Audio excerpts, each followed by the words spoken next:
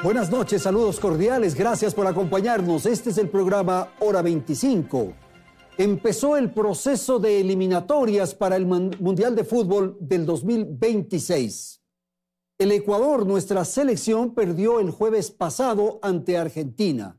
Sin embargo, fue una derrota digna y su participación despierta naturalmente expectativas sobre el futuro en este camino al Mundial Estados Unidos y Canadá. Las transferencias de jugadores, los pases millonarios, el semillero de los deportistas, de los futbolistas, el alto rendimiento en el fútbol, las opciones de nuestra selección y, claro, el próximo partido que será el martes de la próxima semana.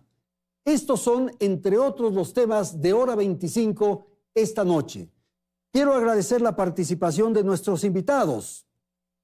Juan Carlos Holguín, especialista en gestión del deporte.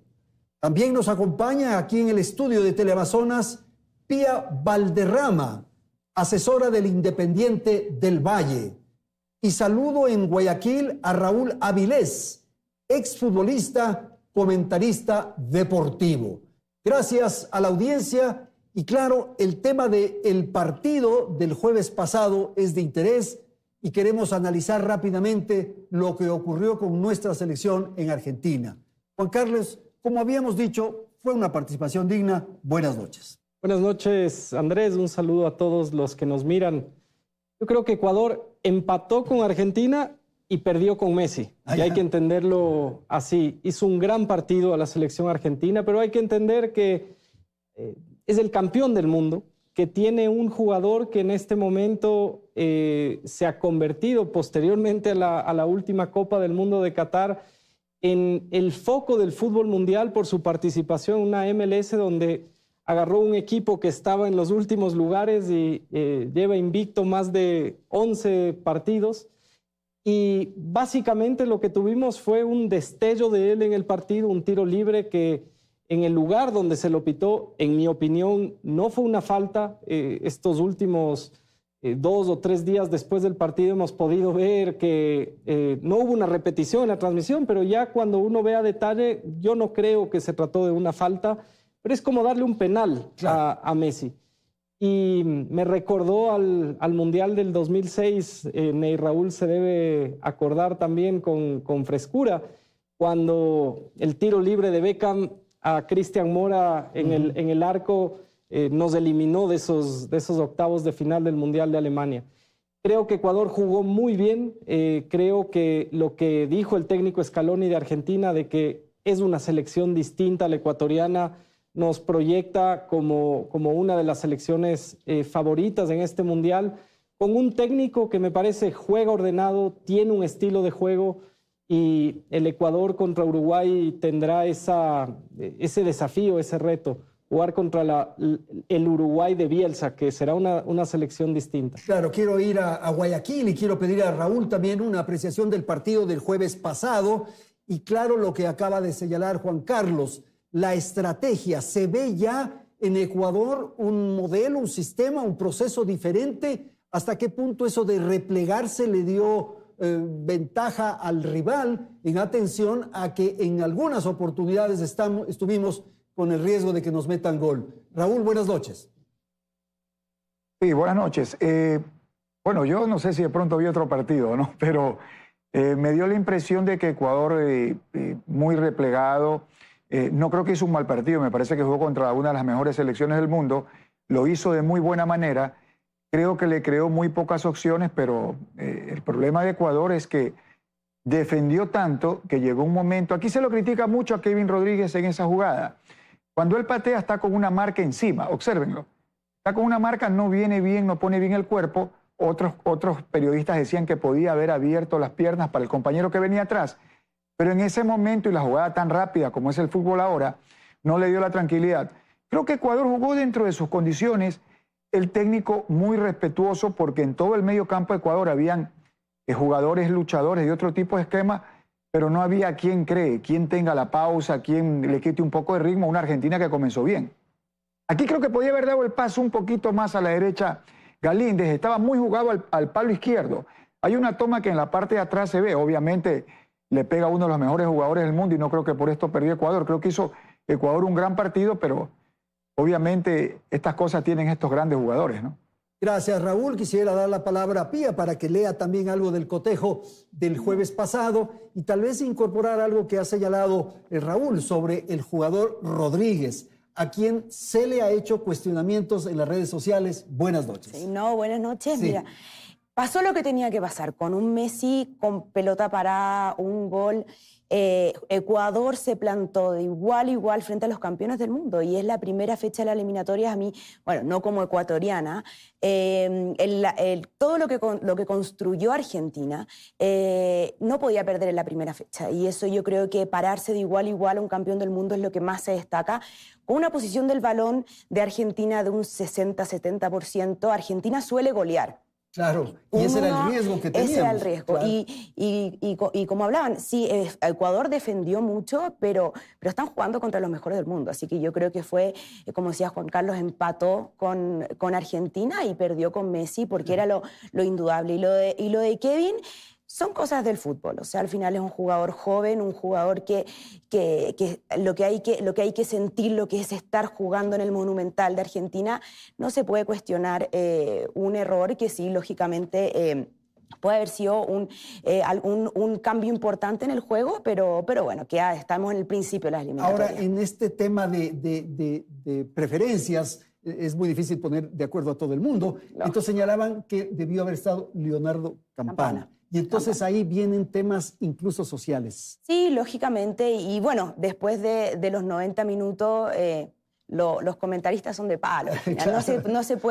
No se puede saber lo que podría haber pasado. Así que yo creo que es apoyar a los jugadores. Estamos partiendo las eliminatorias y un jugador como Kevin Rodríguez, a su edad, también hay que seguirlo apoyando. ¿Ok?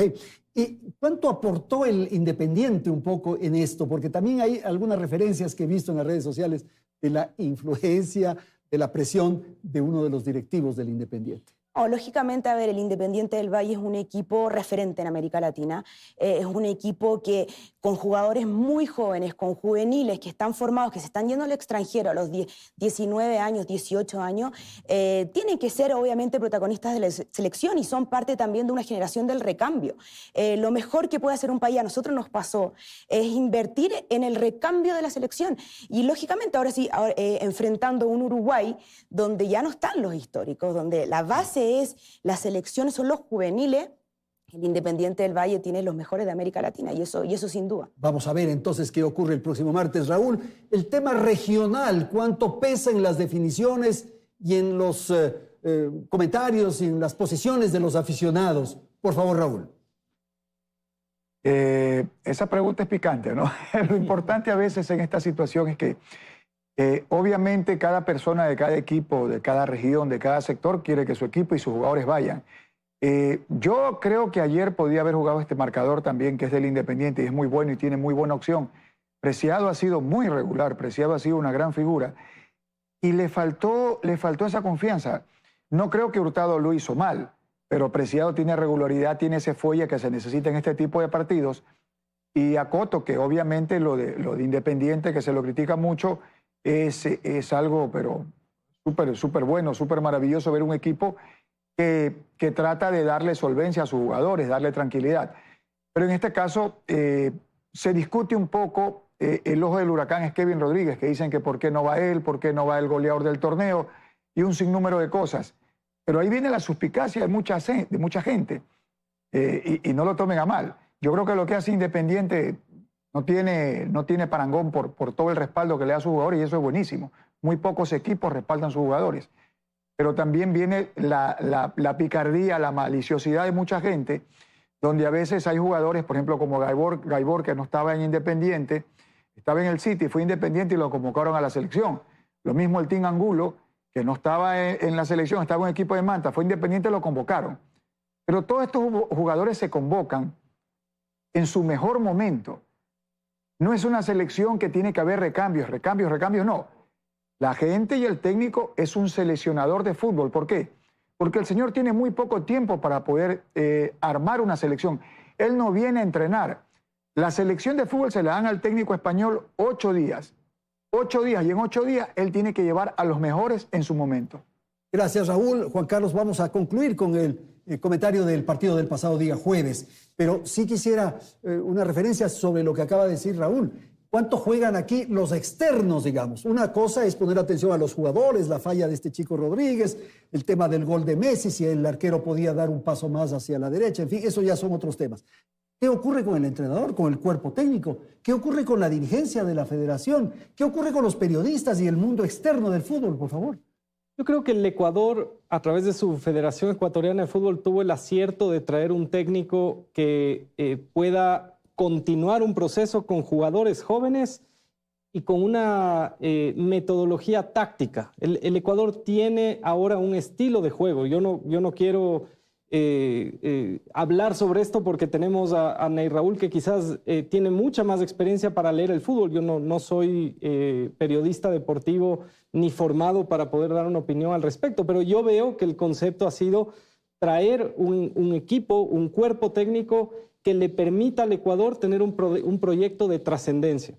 No hay duda que estos factores externos, como el que usted le ha preguntado a Pía, relacionados, por ejemplo, al racismo, pero ¿qué pasa en el Ecuador en las previas a este partido? Se empieza a discutir que por qué no va Leonardo Campana. Y hay una discusión respecto al racismo al revés, al racismo a un jugador que no proviene quizás de los estratos sociales más bajos, en donde Ecuador tiene una gran potencia por múltiples razones sociales y culturales.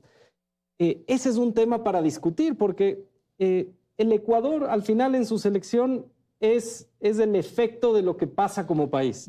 Y yo creo firmemente que si los ecuatorianos en las horas previas estamos completamente desunidos, estamos nuevamente peleando por los detalles de que si un jugador es por un empresario o por los objetivos, nunca vamos a tener un proyecto nación, y eso es lo que nos pasa como país. Bueno, el Ecuador tiene a los mejores, en mi opinión, convocados, porque tiene un técnico que me parecería una falta de respeto pensar que un técnico como el que tenemos en este momento en la selección, que acaba de generar uno de los proyectos más importantes de formación en Qatar, se permita tener una presión de cualquier dirigente para hacer una convocatoria. Y sería lamentable que esto nos provoque una división adicional. Yo siempre había señalado que la dolarización, el conflicto con el Perú y la selección nos habían aglutinado. Y ahora sí perdemos lo de la selección. Es así, y comienzan las disputas. Es así. Y por eso, ojo, que Pía notó algo que es fundamental, el recambio generacional de Uruguay, porque lo hizo con Chile Bielsa. Bielsa tenía un concepto que con el presidente de Chile en ese momento, Harold May Nichols, el presidente de la Federación Chilena, decían, lo más importante no es ganar los 3 puntos, sino ser un proyecto ejemplar. Y Chile con ello venía de la crisis de la Copa América con un escándalo no recuerdo, en algún hotel. Hizo un recambio generacional en el que tuvo después un proceso futbolístico muy exitoso. Y Bielsa acaba de jugar a no convocar a los jugadores históricos más importantes de Uruguay. Veremos ese Bielsa en una selección que para mí siempre es una potencia. Gracias. Vamos a incorporar en esta emisión de Hora 25 a Belén Merizalde. Ella es nuestra reportera y tiene un informe, un reporte en torno a lo que ocurre con las estadísticas y la presencia de Ecuador en el fútbol internacional. Belén, buenas noches. Hola Andrés, amigos. Bueno, ya se habló de los errores y aciertos de Ecuador frente a Argentina. Es momento de mirar hacia la próxima fecha. El 12 de septiembre, la tricolor se enfrentará a la selección uruguaya aquí en la capital. Y ya hay novedades, porque el técnico de esta selección, Marcelo Bielsa, no convocó a 2 jugadores históricos. Estamos hablando de Luis Suárez y Edinson Cavani. ¿Esto representará una ventaja para Ecuador? Por ahora veamos qué nos dicen las estadísticas. Desde 1973, la selección ecuatoriana ha jugado contra la uruguaya en Quito por eliminatorias 9 partidos. 4 partidos de estos justamente los ganó Ecuador. 2 empataron y en 3 Uruguay se llevó la ganancia. En todos estos partidos, Ecuador anotó 14 goles y 10 Uruguay. Ecuador lleva ya 3 triunfos seguidos en eliminatorias. 1-0 en las eliminatorias 2014, 2-1 en las eliminatorias 2018 y 4-2 en eliminatorias 2022, siendo la mejor marca de Ecuador ante Uruguay. Las cifras nos harían pensar que la tricolor puede hacer entonces un extraordinario papel frente a este nuevo rival. ¿Qué otras iniciativas deberá implementar el técnico Sánchez para continuar con estos datos positivos? Claro, y eso es lo que ocurre. Los ojos ahora se ponen en el partido del próximo martes. Y hay algunos elementos que quisiera plantear. Por ejemplo, ¿qué ocurre con la altitud, Pía? Usted trabaja en el Independiente y tal vez nos puede dar una referencia. ¿Esa es una ventaja para nuestro equipo, el partido del próximo martes? Sin duda, pero yo siempre he dicho que cuando juega la selección, la mayoría de los jugadores también juegan en el extranjero, entonces va un poquito de igual a igual. Pero sin duda, obviamente, la resistencia física es un factor súper importante. Son jugadores que crecieron jugando a la altura, así que sin duda, pero se empareja la cancha cuando juega la selección. Es muy distinto cuando juegan equipos en torneos como la Copa Libertadores o la Copa Sudamericana, que ahí ellos sí vienen a visitar, pero los jugadores que están jugando en Europa ya se acostumbraron también a jugar sin altura, así que se nivela un poco. Sí. Quisiera retomar lo que decía Juan Carlos en el segmento anterior, el tema del racismo. Sí. Usted trabaja mucho con los chicos, con los muchachos, para reclutar, para incorporarlos al Independiente. Y claro, muchos vienen o surgen de barrios y de sectores, de ciudades muy, muy pobres. ¿Qué pasa ahí? No, sin duda, y ahí yo creo que es muy importante destacar, nosotros hace casi un mes más o menos, nosotros lanzamos una campaña que se llama Latidos del Valle, justamente para atacar el tema del racismo. Nosotros tenemos una realidad como club, el 80%, 70% de los jugadores son afroecuatorianos, y el racismo es algo que se vive en Ecuador, que se vive en América Latina, que se vive alrededor del mundo. Así que la campaña Latidos del Valle es una campaña que nace desde adentro, desde el club, desde el colegio del Independiente, porque muchas veces también no son nuestros mismos jugadores, los mismos juveniles que dicen: yo solamente sirvo para jugar fútbol. ¿Por qué? Porque soy negro. Y eso es una realidad. Y es una realidad que hay que trabajarla, que fue una mirada interna primero al Independiente del Valle para empezar a trabajar con los chicos, ver de dónde vienen, de dónde viene su compañero de al lado. Es un proceso de valoración personal, de valoración de ellos mismos para después ir hacia la dirigencia, hacia el primer equipo, hacia el cuerpo técnico, para después ya sacarlo, darlo a conocer, que sea un movimiento transformador del fútbol. Yo creo que es fundamental. Ahora, Pía, hay un elemento que le pongo y es en fútbol internacional y es en España, justamente. Sí. Ocurre que hubo un tema de racismo que mereció una sanción y que generó una serie de reacciones en distintos lugares por todos esos gritos que se oyeron en el estadio. Y claro, fue un escándalo. Y hace poco se produjo otro hecho, que fue el beso del presidente de la Federación Española, Rubiales, a una chica de la selección. ¿Cómo poner los dos temas? En el caso del beso, el escándalo ha sido muchísimo mayor. No, sin duda, yo creo que esos momentos, esas cosas que pasan en el fútbol, ya no puede haber cabida. El fútbol es un reflejo de la sociedad. Si tú piensas, nada une tanto a un país como cuando juega la selección, o tampoco nada divide tanto a un país cuando juegan equipos contrarios. Yo creo que el fútbol puede ser y tiene que ser usado como un elemento de cambio. Ahí está su potencia. Es un deporte donde todos somos iguales. Sí. Y lo que pasó en España, lo que pasó con el jugador del Real Madrid, no hay espacio para que hoy día hayan actos de racismo, tanto de la hinchada como de los jugadores, como de las dirigencias. Y eso es lo que tenemos que trabajar. Okay. Y yo creo que... Gracias. Vamos a ir con Guayaquil, con Raúl, para pedirle una apreciación sobre el partido del próximo martes. ¿Qué características podría haber? ¿Qué lecturas usted podría incorporar? Este tema que se ha mencionado por parte de nuestros panelistas y también de Belén, de que los históricos no van a estar. Profesor Avilés. Profesor. yo creo que en este caso, primero con respecto al racismo, no creo que hay racismo. A veces hay cierta situación compleja de los afroecuatorianos, como dice la señorita, de los blanquitos. A veces los blanquitos lo ven de una manera u otra manera, pero cuando son muchachos no existe eso. A veces el mismo entorno de las personas lo hacen, pero a nivel de los jóvenes, como la labor que cumple de manera excelente la gente independiente, porque mucha gente critica que sí, que están en la selección independiente, sí, pero son los mejores. Nos guste o no, o les guste a mucha gente o no, son los mejores. Tampoco se tiene por qué criticar la lista de la selección, porque obviamente hay un seleccionador que tratará de llevar los mejores. Eso no se critica. Se critica a lo mejor, o se puede dar un punto de vista diferente a quienes estén. Y con respecto a los históricos, el recambio no existe. El recambio, a veces lo dicen los técnicos por hacer diferentes situaciones de llevar jugadores o no. En una selección, cuando juegan las eliminatorias, la gente puede estar pidiendo el recambio, por poner un ejemplo, de Messi, de Di María, no. Pero usted lo pone en ese momento y ellos cumplen un gran nivel. El problema de pronto de un gran entrenador como es Bielsa, hay que querer pensar en el recambio, si en este momento los tiene jugando a los dos, en una de las mejores ligas que hay, que es la brasilera, que juega Luis Suárez, que va de goleador allá, y Cavani, que lo han llevado con bombos y platillos a Boca, y es un tipo luchador, ganador y peleador. Pero a veces algunos técnicos llegan a un equipo con el famoso recambio que a veces no existe. El partido próximo es el que tú necesitas los mejores jugadores a nivel del mundo para que tu equipo pueda mostrarse en una cancha. Yo, por ejemplo, no creo que sí, que hay que ver. A Ener Valencia hay que tenerlo hasta que dé todo de sí. Lo mismo a Hincapié, lo mismo a Preciado, lo mismo a Grueso, a Méndez, que Méndez tuvo un excelente mundial y a veces no tiene la oportunidad de jugar. Los recambios no existen. Por ejemplo, si tengo estos muchachos que son jóvenes y los voy a poner y no me tienen una buena etapa, no los puedo seleccionar. Pero lo tengo de goleador a Lewandowski, que tiene 36 años. Tengo que llevarlo, porque es el momento de seleccionar. Y los procesos en una selección no existen, porque yo no puedo hacer un proceso si los jugadores del proceso no están en buen nivel. Por eso se llama seleccionador, para llevar a los mejores en su momento.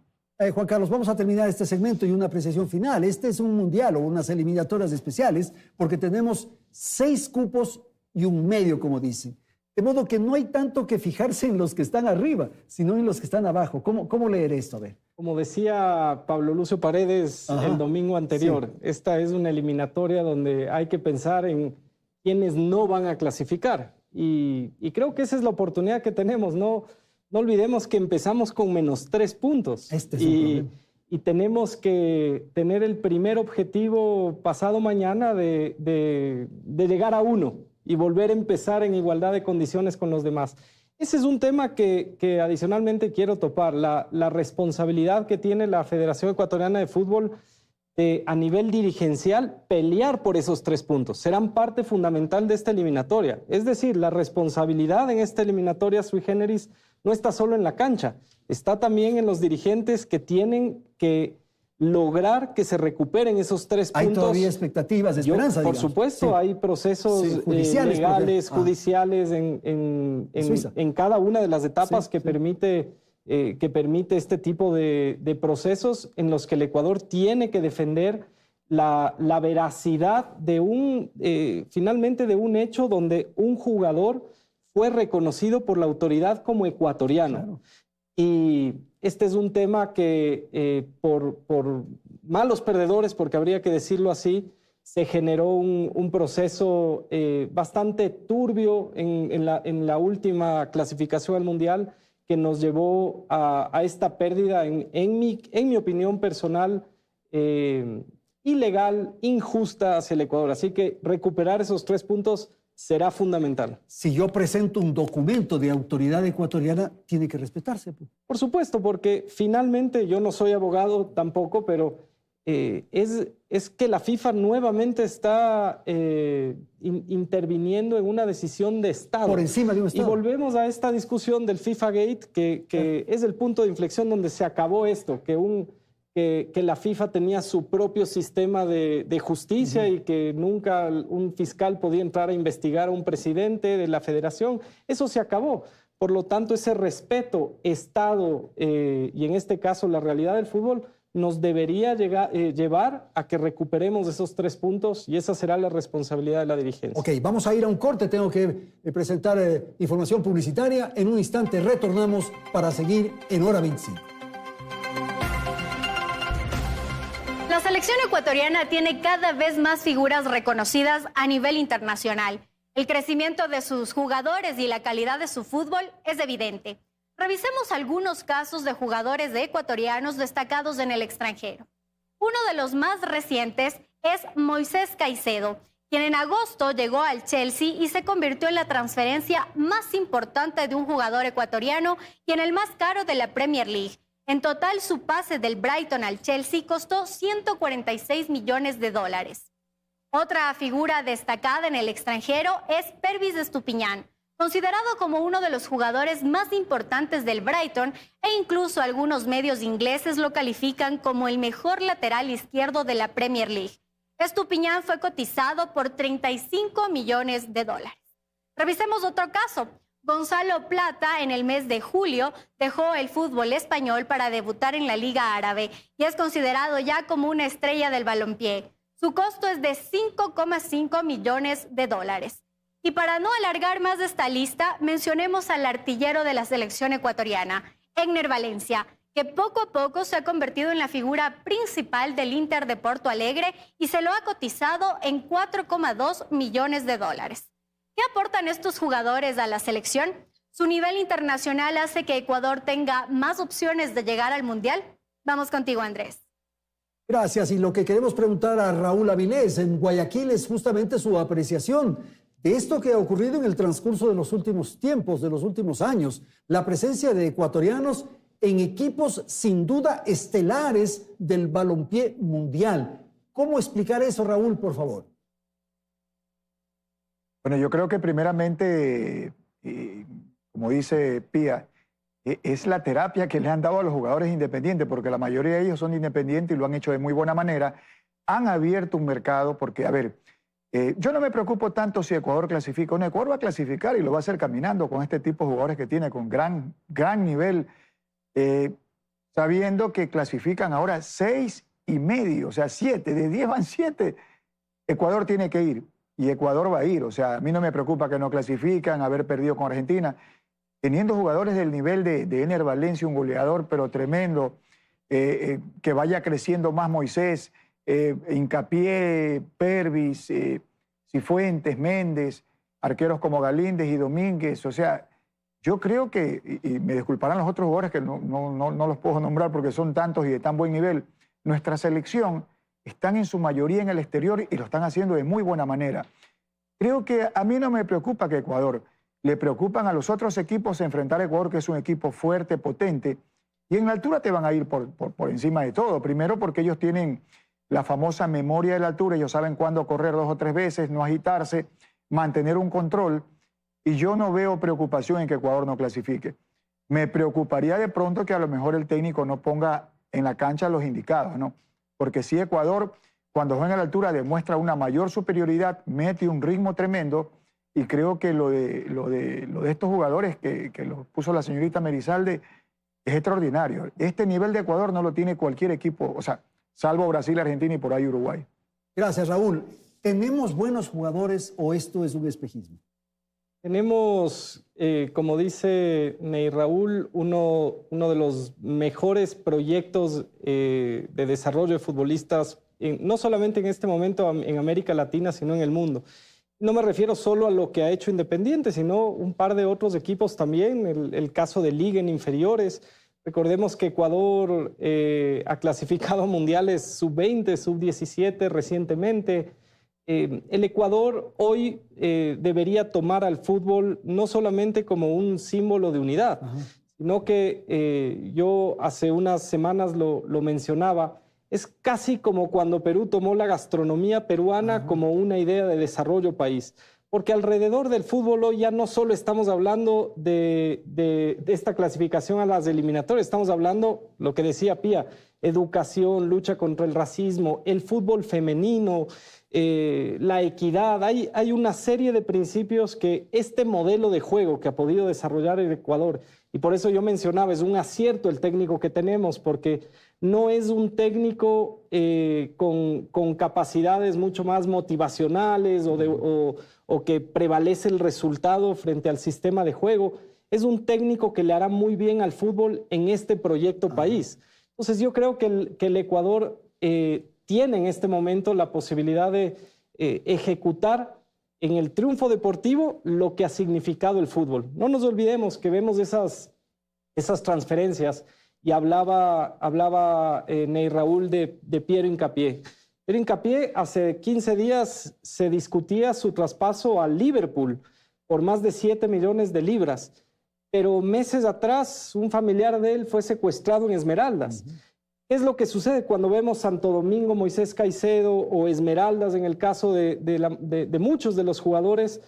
Son lugares donde muy pocos han logrado tener estas oportunidades de éxito que son históricas en ese grupo etario de generación, pero al mismo tiempo quienes les rodean a ellos, 6 de 10 terminan en una pandilla. Entonces ahí viene la importancia de entender que esto puede ser una política pública de éxito, bien entendida, integral, como lo fue la gastronomía peruana en su momento. Interesante. Y en el caso de Moisés, quisiera que analicemos un poco eso. ¿Es la transferencia más alta que se ha hecho en el fútbol ecuatoriano?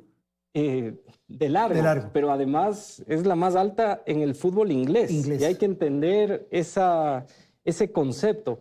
Un chico que sale de una realidad bastante compleja y que llega a este nivel de juego y que ojalá pueda durar muchos años en la Premier League, como ya lo hizo Antonio Valencia en su momento. Es importante hablar de jugadores como Ulises de la Cruz, como Antonio Valencia, que lograron hacer esta apertura del jugador ecuatoriano en la Premier League y por lo cual es respetado.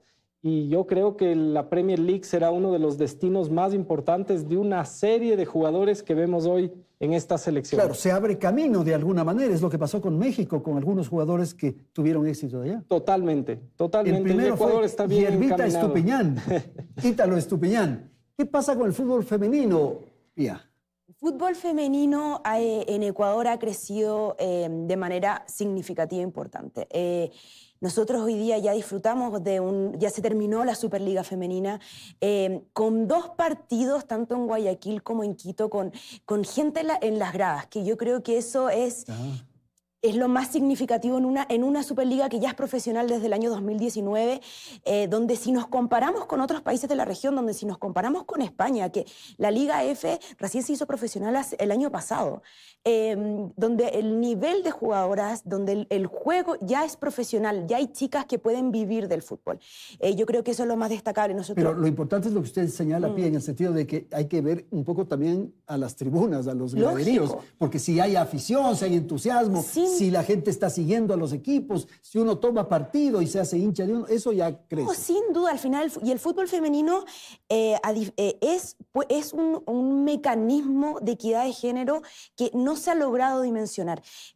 ¿Por qué nosotros intentamos tanto que el fútbol femenino sea transmitido?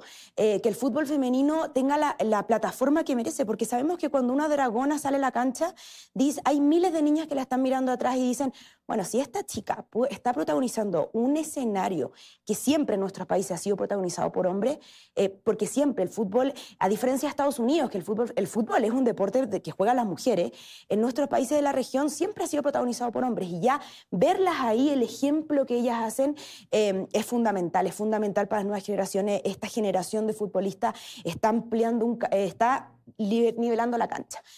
Perdón, quisiera ir con Juan Carlos otra vez en esto de exportar jugadores.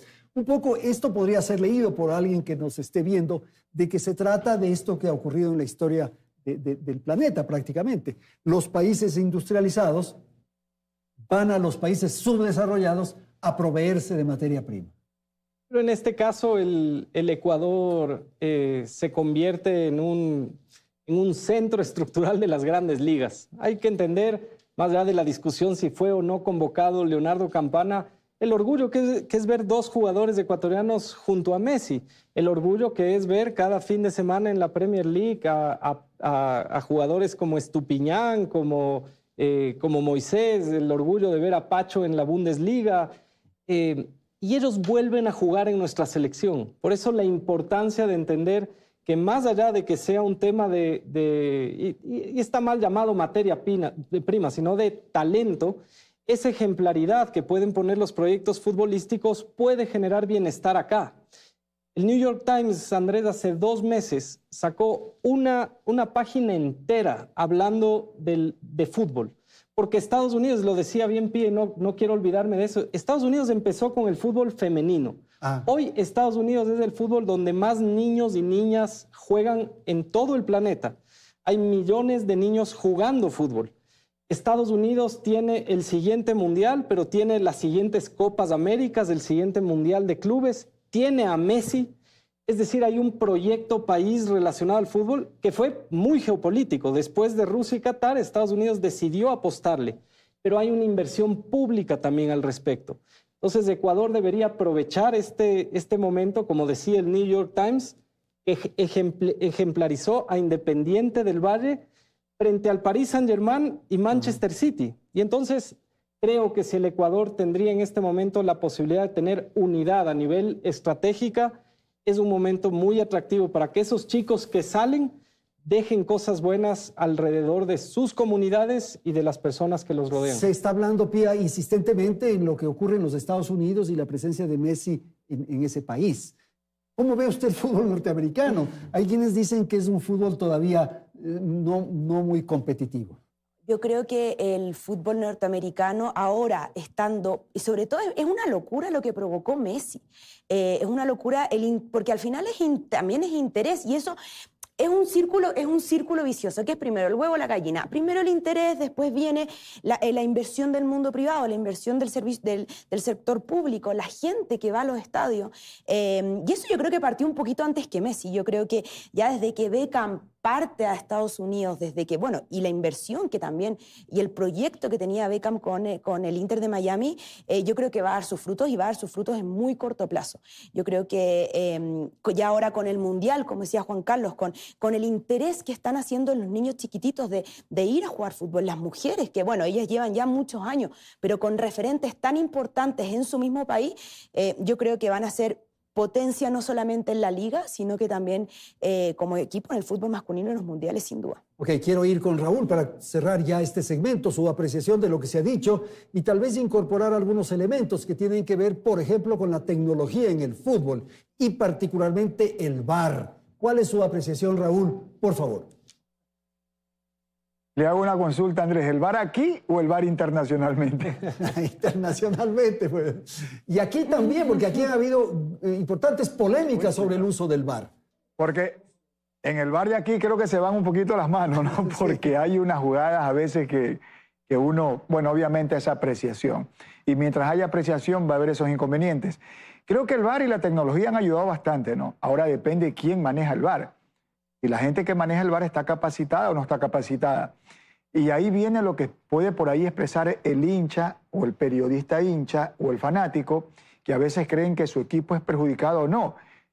Y después de eso viene el sentido común del árbitro. Si el árbitro cree que lo agarra o no lo agarra, o si le pega o no le pega.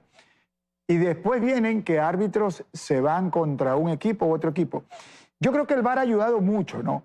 Y es la tecnología, que ojalá hubiera habido VAR hace muchos años, cuántas finales se hubieran arreglado de la mejor manera y más justa. Pero el problema del VAR es las personas que están capacitadas atrás del VAR. Podemos apreciar que en la Premier League el VAR es 15, 20 o 30 segundos. Acá hay partidos que el VAR se demora 7, 8 minutos y no dan con la falla y a veces no la dan. Creo que la tecnología ha ayudado mucho en eso, no solamente en el VAR a nivel del fútbol, en las implementaciones que les ponen a los jugadores para ver el calor, que corren, que no corren, pero la tecnología siempre es una gran ayuda y creo que el problema es quiénes la aplican y quiénes manejan esta tecnología, Andrés y compañeros. Ok, muchísimas gracias. Entonces vamos a hacer una pausa, tenemos que atender la publicidad. En un instante retornamos.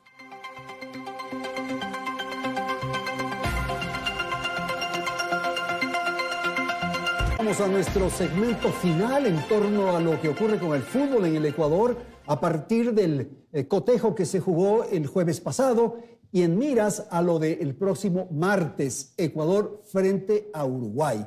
Pero en el fútbol no todo es santo, digamos, ¿no? Hay ciertas inquietudes, ciertas discusiones. Por ejemplo, ¿qué ocurre con las apuestas deportivas y esto que está saliendo en algunos países? Primero en el Brasil, con algunos jugadores implicados en hechos de corrupción, y ahora en Bolivia, en donde se ha suspendido 2 campeonatos, 2 momentos del fútbol boliviano por partidos arreglados. Como decía nuestro colega Ney Raúl, la tecnología siempre será positiva, pero siempre es manejada por un ser humano, entonces depende de cómo manejes las herramientas.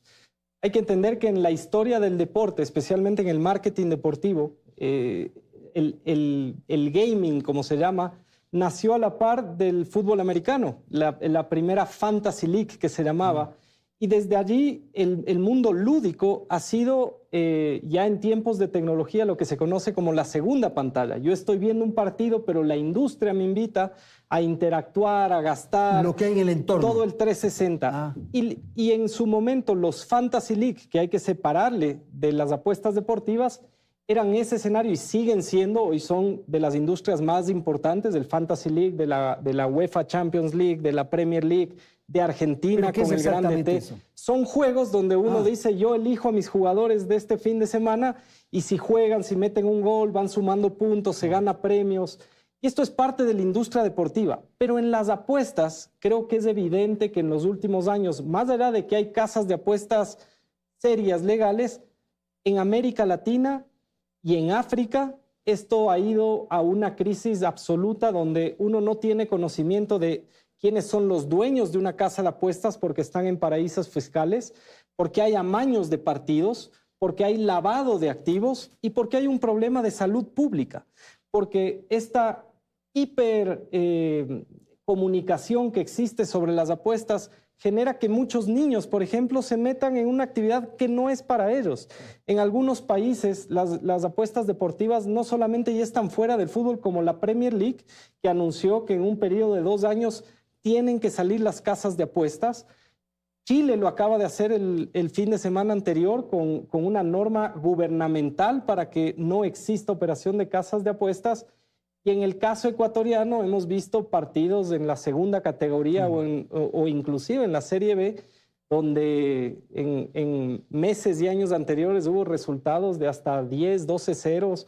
Recordemos que lamentablemente 2 jugadores ecuatorianos estuvieron involucrados en el escándalo de Brasil. Uno tuvo que regresar por una tarjeta amarilla. Y en un momento, hace algunos años, 2 jugadores ecuatorianos que estuvieron en la Liga Española estuvieron envueltos en un juicio que duró mucho tiempo alrededor de un amaño de partidos por las casas de apuestas. Pía, y claro, donde hay mucho dinero se mete el diablo, como se dice. Entonces, usted que maneja los temas más desde una perspectiva social, en fin, ¿qué ocurre con los jugadores? ¿Qué ocurre con el mundo alrededor del fútbol y este tema del dinero? Yo creo que ahí, y justamente eso, es el tema del dinero. Yo creo que ahí es formación y educación. Es lo mismo cuando a nosotros nos pasó mucho en Chile con esta generación dorada, que fue la generación que ganó Copa América, que llegó muy bien al Mundial, donde habían jugadores de 19 años que se iban a Europa. ¿Y en qué gastaban la plata?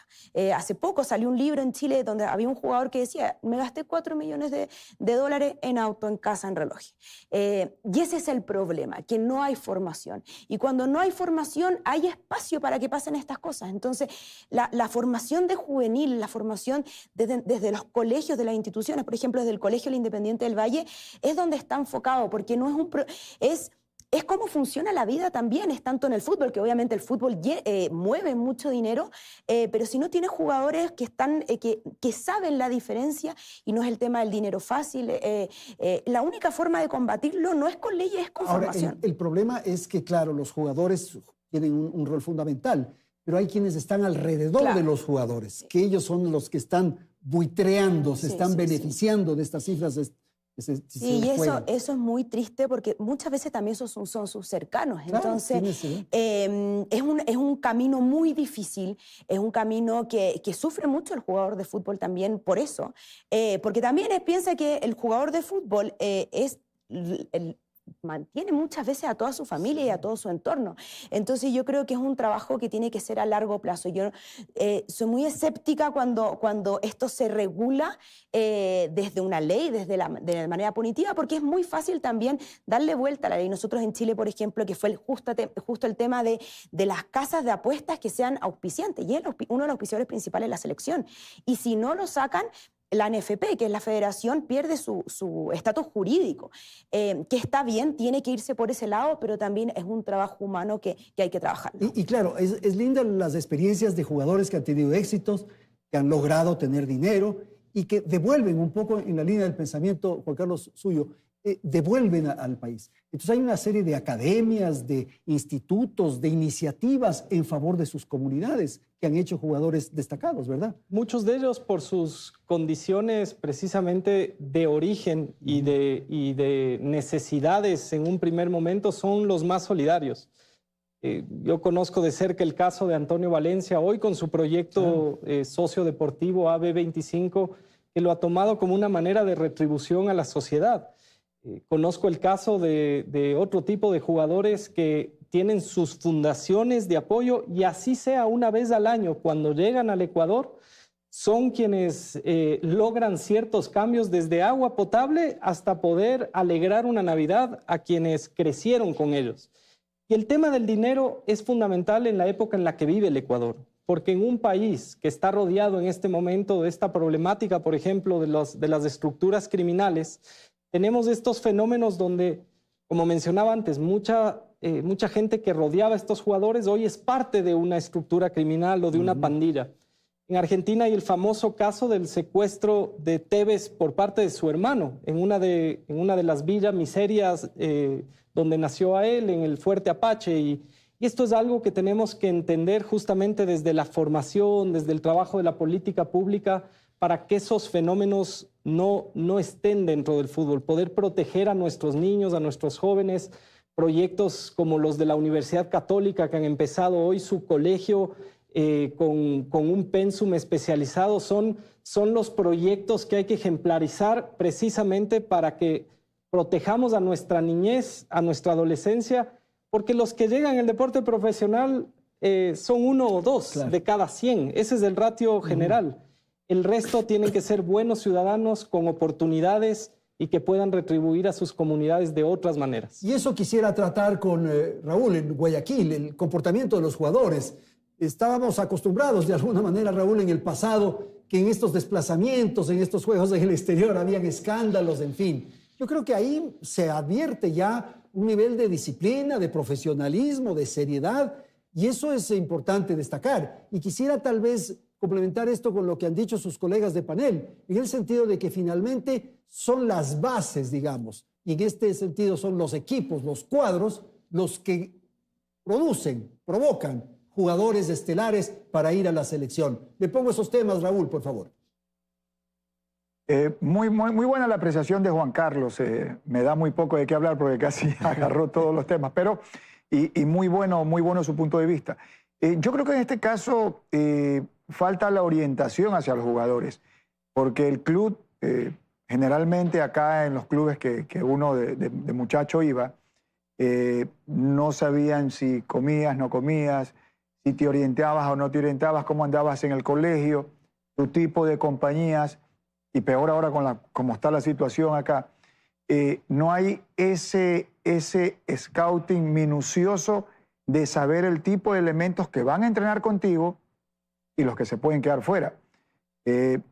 La casa de pronósticos creo que es algo que yo creo que ayudan también al deporte. Ahora, se le ha metido la gente en la cabeza de que a lo mejor hay jugadores. No, yo creo que el que se daña porque quiere. Pero sí debe haber una orientación hacia las juventudes, hacia el proyecto que quieren, hacia la institución grande. ¿Qué arriesgan esos jugadores que van a entrenar o que se forman de pequeños? Porque en nuestra época de futbolistas no es que éramos santos. También salíamos, nos pegábamos nuestra farra en su momento. Lo que pasa es que ahora es mucho más notorio porque hay un teléfono, te ubican, te ven, te tratan de difundir y hay muchos ojos. Por eso ahora el deportista debe de cuidarse más, saber lo que está ganando, porque un deportista de élite, como los muchachos que están en la selección del Ecuador, deberían de cuidarse a gran nivel, saber a dónde enfocan y deberían de seguir el ejemplo los que deseen, ¿no? De Sadio Mané, que es un jugador que ayuda mucho a su población, les ha construido, bueno, obviamente lo que gana él es una locura, pero lo ha invertido en ayudar a su gente. No en los lujos, que debería dárselos, porque también él se sacrifica en la cancha. Pero ya le digo, o sea, es que ahora hay tanta vibra negativa en el país, que el deportista, si a lo mejor no da en el fútbol, se va por el lado izquierdo, se va por lo malo, por tantas cosas. Esperemos que muchos no vayan por ese lado y las autoridades y los equipos y los clubes traten de orientar a estos jóvenes. Ok, vamos a terminar el programa. Quiero pedir a nuestros panelistas una intervención final rápida de 30 segundos, un poco mirando el partido del martes y las perspectivas de la selección durante estas eliminatorias. Empecemos con usted, Pía, por favor. Bueno, muchas gracias primero por el espacio. Yo creo que lo más importante es las eliminatorias están comenzando, falta mucho camino. Pensemos cómo va a ser la base de la selección cuando sea el Mundial. Yo creo que eso es lo fundamental, donde jugadores que hoy día pueden ser promesas deportivas van a ser la base de la selección. Yo creo que mirándolo ahí, Ecuador va a clasificar seguro, pero ahora lo importante es cuál va a ser el rol y el papel que va a ser en el Mundial. Ok, gracias. Juan Carlos, por favor. Este eliminatorio en medio de uno de los contextos más negativos que ha tenido nuestro país por la violencia política también, se convierta en esa luz que siempre ha sido nuestra selección, que vayamos de ese mundial, que este martes pasemos ya al punto que necesitamos para empezar en positivo y que pensemos con esa esperanza en el Mundial de Estados Unidos, Canadá y México. Muchísimas gracias, Juan Carlos. Raúl, con usted terminamos. 30 segundos, por favor. No, yo creo que Ecuador va al Mundial muerto de risa. Tiene un gran equipo, tiene grandes jugadores. La afición, el hinchada y el periodismo los apoya. Y yo no para nada dudo. Clasifican 6,5, casi 7. Y Ecuador va a estar ahí. No me preocupa que tenga menos 3 puntos. Confío mucho en la selección, en estos grandes jugadores. Y Ecuador muerto de risa va. Muchísimas gracias a nuestros panelistas esta noche aquí en los estudios de Teleamazonas. Gracias a la audiencia. Felicidades, Ecuador.